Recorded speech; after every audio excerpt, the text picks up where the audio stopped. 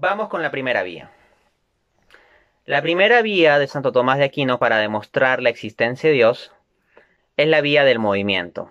Se parte del hecho evidente de que existe movimiento, es decir, pasos de la potencia al acto, de la posibilidad de ser al efectivamente ser. Luego Santo Tomás va a decir que para que pueda darse coherentemente el movimiento, es decir, paso de la potencia al acto, se va a requerir en última instancia de un primer motor inmóvil, es decir, un ser que esté en acto puro y que sustente los pasos de la potencia al acto de los demás seres. Y ese ser que está en acto puro y sustenta el conjunto del movimiento es el que conocemos con el nombre de Dios y por lo tanto Dios existe. No me voy a meter aquí a una explicación detallada de toda la deducción del argumento porque eso yo ya lo he hecho en varios otros videos, mi trabajo público por escrito, en mi libro Dios existe y todo ello.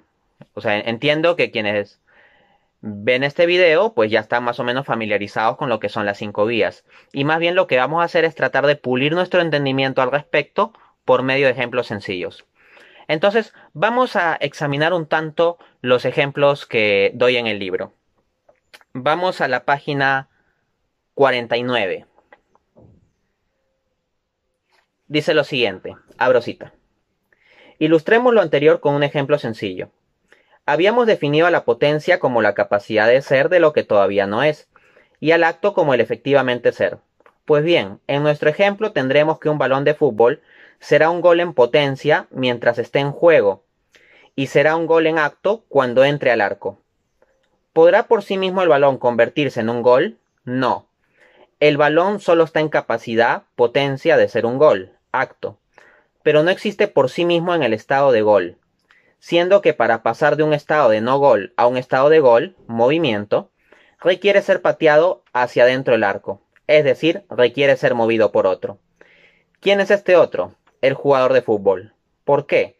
Porque es el que tiene la capacidad de actualizar la potencia del balón de ser un gol, conduciéndolo a dicho efecto por medio de una patada. En otras palabras, el balón es el móvil y el jugador es el motor. Fin de cita. Si se ve el contexto de este ejemplo, lo que estoy ilustrando es la premisa 2 del razonamiento. Todo lo que se mueve es movido por otro. Entonces, el ejemplo que se está dando aquí busca ilustrar la noción tomista de paso de la potencia al acto, con una analogía sencilla de esto del fútbol. Pues bien, en este ejemplo tenemos la potencia del balón para hacer gol, tenemos el acto de que efectivamente sea gol y el movimiento al cual es llevado por un ente distinto que sería el jugador de fútbol. Entonces, el ejemplo cumple con su cometido de ilustrar la noción de paso de la potencia al acto y de cómo el balón es actualizado por otro, por el jugador de fútbol que da una patada en acto para hacer que el balón pase la potencia de ser gol a efectivamente ser un gol. Entonces el ejemplo es pertinente porque logra su cometido. Ahora, con este ejemplo yo quiero ilustrar toda la vía tomista con todos los pasos intermedios y todos los detalles. No, en ningún momento yo digo una tontería como de que sí que está el balón y que es gol porque lo pateó el futbolista, pero el futbolista lo pateó porque alguien lo había pateado a él y a ese futbolista que lo pateó otro y lo pateó otro. No, o sea, el ejemplo que estoy tomando es simplemente para ilustrar la noción tomista de paso de la potencia al acto. Y ya está. ¿Ok? Consideremos entonces otro caso. Ahora vamos a ver un ejemplo con el que yo sí busco ilustrar ya el conjunto del razonamiento tomista. Este se trata de un ejemplo o de una analogía que estoy dando ya más adelante en el argumento cuando se ha desarrollado más pasos. Lo encontramos en la página número 50 del libro. A ver. Aquí. Abro cita. Imaginemos que vemos pasar un tren por primera vez. Desconcertados nos preguntamos cómo se mueve el vagón que pasa a nuestro lado. Inmediatamente nos damos cuenta de que está siendo jalado por el vagón anterior, Pero entonces nos preguntamos, ¿y cómo se mueve ese vagón? Y nos respondemos, ah, claro, lo está jalando el otro, que va más adelante. Pero entonces nos acosa la pregunta, ¿y qué es lo que mueve a ese? Justo en ese momento, antes de que nos respondamos, aparece alguien y nos dice, no te sigas rompiendo la cabeza, hay infinitos vagones que se mueven unos a otros. ¿Le creeríamos? Tal vez en un primer momento sí, pero si analizamos bien las cosas nos daremos cuenta de que dicha afirmación no tiene ni pies ni cabeza. Y es que si fueran infinitos vagones que se dan sucesivamente el movimiento, tendría que pasar un proceso infinito de transmisión del movimiento para que recién pueda moverse el vagón que está al lado nuestro. Pero eso es una clara contradictio in adjecto, contradicción adjetiva, pues no puede haber un infinito terminado. ¿No? Y ya está. Más adelante en la misma página digo lo siguiente. Así pues, donde hay serie hay término. Se puede contar 1, 2, 3, pero nunca se llegará a decir infinito. Por más que la serie pueda seguir de modo indefinido, siempre se estará en una cantidad definida de términos por más grande que ésta sea. No es posible entonces una cadena infinita de movimiento. Por consiguiente es necesario que exista un primer motor, o en términos del ejemplo, una locomotora. Fin de cita. ¿Es pertinente este ejemplo? ¿Está en línea con la idea de causalidad jerárquica? Sí, porque si fuera una mera causalidad lineal, serían todos puros vagones. Pero no, en el ejemplo hay una locomotora. O sea, la locomotora tiene, por decirlo así, un movimiento autónomo, hablando al menos en términos mecánicos, y aislando un poco el ejemplo del tren. Entonces, los vagones son movidos en virtud de la locomotora.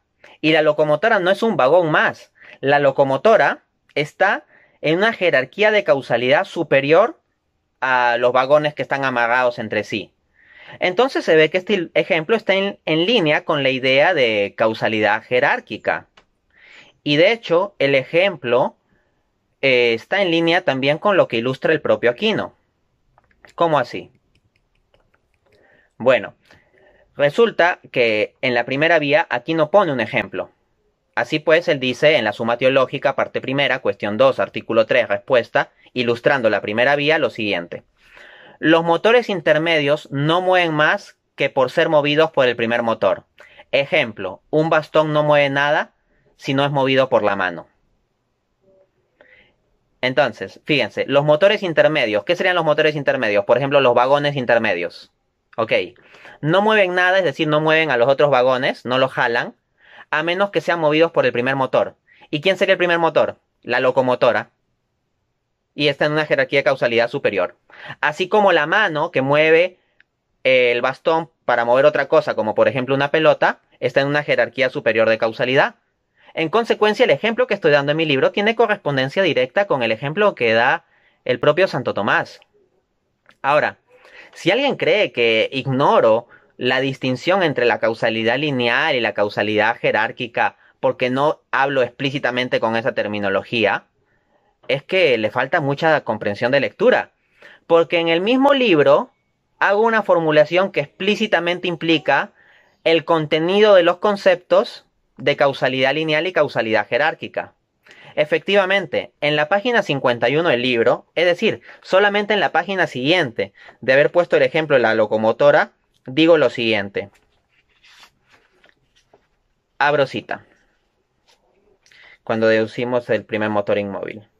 Este primer motor inmóvil ha de ser entonces acto puro sin mezcla alguna de potencialidad, siendo por ello que no precisa de nada anterior a sí mismo que actualice sus potencias, de las que carece. Ha de ser origen sin origen, causa incausada. Primero, pero no meramente como parte de una serie numerable cuantitativamente, sino primero cualitativamente, es decir, como fuente ontológica primaria del movimiento y nunca como un mero cauce de este. Fin de cita. Entonces, no estoy poniendo al primer motor como simplemente un primer miembro dentro de una causalidad lineal o de una serie accidentalmente ordenada.